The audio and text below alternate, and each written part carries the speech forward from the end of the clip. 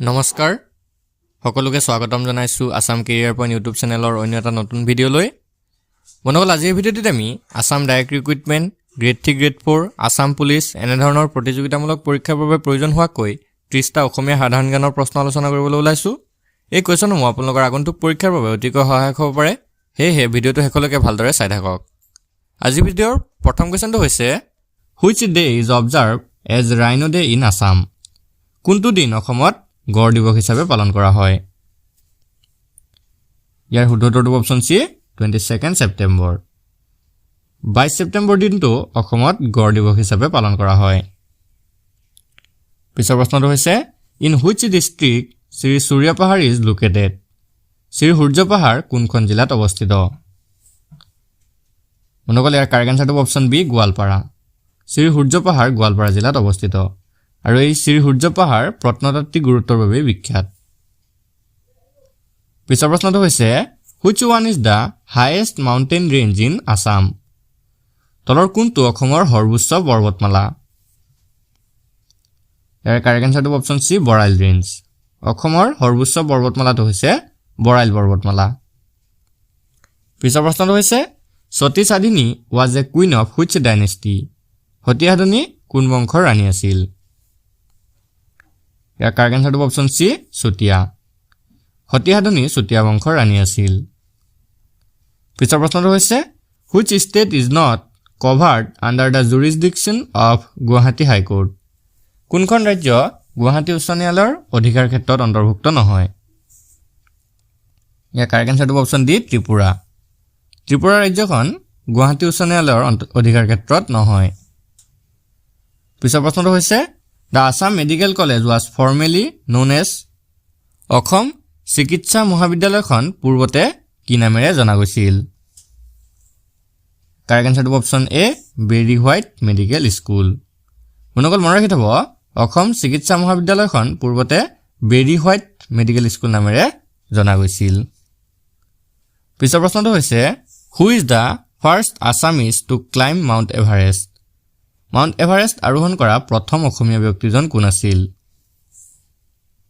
ইয়াৰে শুদ্ধটো option B তৰুণ শইকীয়া খুব ইম্পৰ্টেণ্ট কুৱেশ্যন হয় তৰুণ শইকীয়াই মাউণ্ট এভাৰেষ্ট আৰোহণ কৰা প্ৰথমজন অসমীয়া ব্যক্তি আছিল তেওঁ 2013 চনৰ 18 মে তাৰিখে মাউণ্ট এভাৰেষ্ট আৰোহণ কৰিছিল পিছৰ প্ৰশ্নটো হৈছে by area wise Assam is the ডেষ্ট বিগেষ্ট ষ্টেট ইন ইণ্ডিয়া এলেকা ভিত্তিত অৰ্থাৎ মাটিকালিৰ ভিত্তিত অসম ভাৰতৰ দেশ বৃহত্তম ৰাজ্য অৰ্থাৎ এলেকা ভিত্তিত অসমখন ভাৰতৰ কিমানতম বৃহৎ ৰাজ্য ইয়াৰ অপচন কেইটাৰ ভিতৰত শুদ্ধটো অপচন ডি 17th এলেকা ভিত্তিক বা মাটিকালিৰ ক্ষেত্ৰত অসম হৈছে ভাৰতৰ ভিতৰত 17তম বৃহত্তম ৰাজ্য পিছৰ প্ৰশ্নটো হৈছে Atmanusandhan is an autobiography written by Atmanusandhan কাৰ দ্বাৰা লিখা এখন আত্মজীৱনী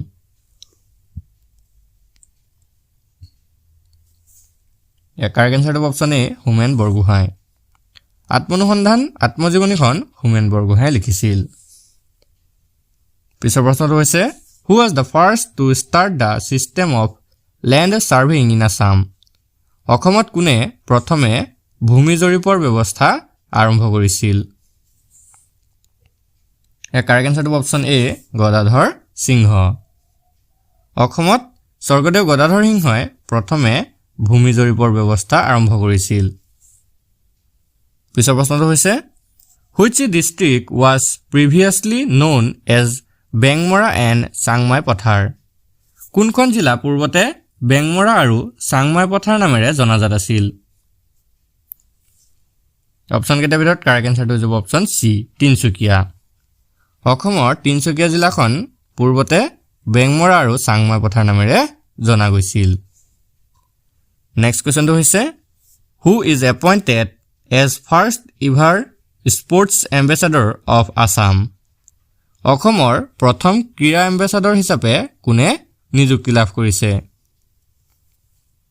ইয়াৰ শুদ্ধটো অপচন এ হিমা দাস অসমৰ হিমা দাসে প্ৰথম অসমৰ ক্ৰীড়া এম্বেচাডৰ হিচাপে নিযুক্তি লাভ কৰিছে পিছৰ প্ৰশ্নটো হৈছে which Assamese writer is also' known as উপন্যাস সম্ৰাট কোনজন অসমীয়া সাহিত্যিকক উপন্যাস সম্ৰাট বুলিও জনা যায় ইয়াৰ শুদ্ধটো অপচন সি ৰজনীকান্ত বৰদলৈ অসমীয়া সাহিত্যিক ৰজনীকান্ত বৰদলৈক উপন্যাস সম্ৰাট বুলি জনা যায় পিছৰ প্ৰশ্নটো হৈছে What is the meaning of the word What is the meaning of the word I in the festival name Ali Ai Ligang? Ali Ai Ligang উৎসৱৰ নামত আই শব্দটোৰ অৰ্থটো কি? মন কৰিব Ali Ai Ligang শব্দটোত আই শব্দটোৰ অৰ্থটো কি আমাক সুধিছে। ইয়াৰ অপচন কেইটাৰ ভিতৰত কাৰেক্ট আনসাৰটো অপচন বি ফ্ৰুইট অৰ্থাৎ ফল। মনকল Ali Ai Ligang উৎসৱটো মিচিংসকলে পালন কৰে আৰু তেওঁলোকৰ পালন কৰা উৎসৱটোত আইৰ অৰ্থটো হৈছে ফ্ৰুইট বা ফল। Next question হৈছে The Boisagu festival is celebrated by which ethnic group of Assam? Baishagu উৎসৱটো অসমৰ কোনটো জনগোষ্ঠীয়ে পালন কৰে? মনকল ইয়াৰ কাৰেক্ট আনসাৰটো অপচন এ বড়ো। বৈশাগু উৎসৱটো বড়ো জনগোষ্ঠীৰ লোকসকলে পালন কৰে। পিছৰ প্ৰশ্নটো হৈছে Which of the following wildlife sanctuaries is located in Udalguri district? তলত উল্লেখ কৰা বন্যপ্ৰাণী অভয়াৰণ্যসমূহৰ ভিতৰত কোনখন উদালগুৰি জিলাত অৱস্থিত? ইয়াৰ কাৰেক্ট আনসাৰটো অপচন বি বৰনদী। বৰনদী বন্যপ্ৰাণী অভয়াৰণ্যখন উদালগুৰি জিলাত অৱস্থিত।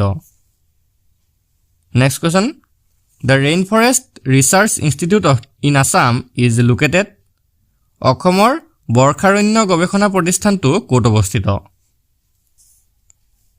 শুদ্ধটো হ'ব অপচন ডি যোৰহাটত অৱস্থিত। Next question Hamren is the headquarter of which one district? Hamren কোনখন জিলাৰ মুখ্য কাৰ্যালয়? মনকল ইয়াৰে শুদ্ধটো option D west Karbi Anglong. Hamren হৈছে পশ্চিম কাৰ্বি আংলং জিলাৰ মুখ্য কাৰ্যালয়। নেক্সট কোৱেশ্চনটো হৈছে The novel অভিযাত্ৰী was written by অভিযাত্ৰী নামৰ উপন্যাসখনৰ লেখক কোন আছিল? কাৰেক্ট আনসাৰটো অপচন সি নিৰুপমা বৰগোহাঁই। অভিযাত্ৰী নামৰ উপন্যাসখনৰ লেখক হৈছে নিৰুপমা বৰগোহাঁই। পিছৰ প্ৰশ্নটো হৈছে Which Assamese poet is also known as ধনী কবি? কোনজন অসমীয়া কবি ধনী কবি নামেৰে পৰিচিত? শুদ্ধটো অপচন বি বিনন্দ চন্দ্ৰ বৰুৱা। মনগল অসমীয়া কবি বিনন্দ চন্দ্ৰ বৰুৱাক ধনী কবি নামেৰেও জনা যায়। পিছৰ প্ৰশ্নটো হৈছে Which dance form of Assam made a world record and listed in Guinness World Record? অসমৰ কোনটো নাচে বিশ্ব অভিলেখ গঢ়ি গিনিজ ৱৰ্ল্ড ৰেকৰ্ডছত নিজৰ নাম অন্তৰ্ভুক্ত কৰিছে? ইয়াৰে শুদ্ধটো অপচন বি বিহু ডান্স। অসমৰ বিহু নৃত্যই বিশ্ব অভিলেখ গঢ়ি গিনিজ ৱৰ্ল্ড ৰেকৰ্ডত নাম অন্তৰ্ভুক্ত কৰিছে। নেক্সট কোৱেশ্চনটো হৈছে How many dancer perform Bihu dance in and one field to make Guinness World Record? Guinness World Record কৰিবৰ বাবে কিমান গৰাকী নাচনীয়ে একেখন বাকৰিত বিহু নাচিছিল? ইয়াৰ শুদ্ধটো অপচন এ 11,304। ৱৰ্ল্ড ৰেকৰ্ড কৰিবলৈ বা বিশ্ব ৰেকৰ্ড কৰিবলৈ 11,304 গৰাকী নাচনীয়ে একেখন বাকৰিত বিহু নাচিছিল। Next question In ISSF World Cup 2023, Hridoy Hazarika of Assam received dash medal in the final. ISSF বিশ্বকাপ 2023ত হৃদয় হাজৰিকাই কিহৰ পদক লাভ কৰিছিল? শুদ্ধটো অপচন সি সিলভাৰ অৰ্থাৎ ৰূপৰ পদক লাভ কৰিছিল। Next question The Puamokka at Hazu was associated with Hazur পুৱামক্কাৰ নাম কাৰ সৈতে জড়িত হৈ আছে? ইয়াৰ শুদ্ধটো অপচন বি গিয়াসউদ্দিন আউলিয়া। হাজুৰ পুৱামক্কাটো গিয়াসউদ্দিন আউলিয়াৰ সৈতে জড়িত হৈ আছে। দৰাচলতে হাজুৰ পুৱামক্কাটো গিয়াসউদ্দিন আউলিয়াৰ সমাধিস্থল। নেক্সট কোৱেশ্চনটো হৈছে From which village did the Kuch originate? কোনখন গাঁৱৰ পৰা কোচসকলৰ উদ্ভৱ হৈছিল? মনকল ইয়াৰে কাৰেক্ট আনসাৰটো অপচন এ চিকুনাঝাৰ। চিকুনাঝাৰ নামৰ গাঁও এখনৰ পৰাই কোচসকলৰ উদ্ভৱ হৈছিল। পিছৰ প্ৰশ্নটো হৈছে The first Assamese who fought against British was ইংৰাজসকলৰ বিৰুদ্ধে যুঁজ দিয়া প্ৰথমজন অসমীয়া ব্যক্তি কোন আছিল? এৰে শুদ্ধটো অপচন বি গুমধৰ কোঁৱৰ। ইংৰাজৰ বিৰুদ্ধে যুঁজ দিয়া প্ৰথমজন অসমীয়া ব্যক্তি আছিল গুমধৰ কোঁৱৰ। তেওঁ 1828 চনত ইংৰাজসকলৰ বিৰুদ্ধে প্ৰথম যুঁজিছিল। পিছৰ প্ৰশ্নটো হৈছে Srimanta Sankardev was born in Srimanta শংকৰদেৱৰ জন্ম কেতিয়া হৈছিল? ইয়াৰে কাৰেক্ট আনসাৰটো অপচন বি 1449। 1449 খ্ৰীষ্টাব্দৰ 26 ছেপ্টেম্বৰ তাৰিখে বা 1449 চনৰ 26 ছেপ্টেম্বৰ তাৰিখে শ্ৰীমন্ত শংকৰদেৱৰ জন্ম হৈছিল আৰু তেওঁৰ জন্ম হৈছিল নগাঁও জিলাৰ আলিপুখুৰী বৰদোৱাত। নেক্সট কোৱেশ্চনটো হৈছে the Ahom enter the Brahmaputra valley in আহোমসকলে কোন চনত ব্ৰহ্মপুত্ৰ উপত্যকাত প্ৰৱেশ কৰিছিল? কাৰেক্ট আনসাৰটো অপচন চি 1228 AD।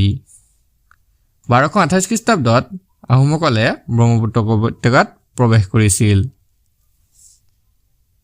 নেক্সট কোৱেশ্চনটো হৈছে among the following who was known as Buddhi Swarganarayan তলৰ কোনজনক বুদ্ধি স্বৰ্গনাৰায়ণ বুলি জনা যায়? ইয়াৰ অপচন কেইটাৰ ভিতৰত কাৰেক্ট আনসাৰটো অপচন বি প্ৰতাপ সিংহ।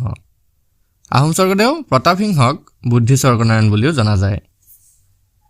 শুনকল আজি ভিডিঅ'ৰ শেষৰ কুৱেশ্যনটো হৈছে who among the following from Assam join the famous Dandi March অসমৰ কোনে বিখ্যাত দাণ্ডি যাত্ৰাত ভাগ লৈছিল? অপচন কেইটাৰ ভিতৰত কাৰেক্ট আনসাৰটো অপচন এ লীলাধৰ বৰুৱা। অসমৰ লীলাধৰ বৰুৱাই বিখ্যাত দাণ্ডি যাত্ৰাত ভাগ লৈছিল। বন্ধুসকল আজি ভিডিঅ'টো আপোনালোকৰ বাবে ইনফৰ্মেটিভ হ'লে ভিডিঅ'টো এটা লাইক কৰি দিব আৰু এনে ধৰণৰ ডেইলি ভিডিঅ'সমূহ পাই থাকিবলৈ আমাৰ চেনেলটো ছাবস্ক্ৰাইব কৰি দিব আৰু বন্ধু বান্ধৱীৰ সৈতে শ্বেয়াৰ কৰি দিব। ধন্যবাদ।